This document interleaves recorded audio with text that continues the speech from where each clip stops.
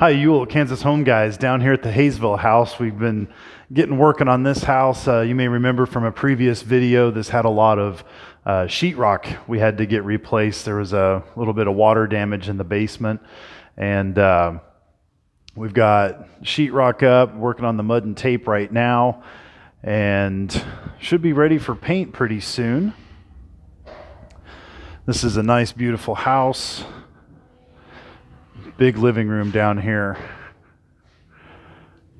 Got that fireplace in the corner. I love those. Glad to see the progress we have. Can't wait to see some paint on the walls. See you guys next time.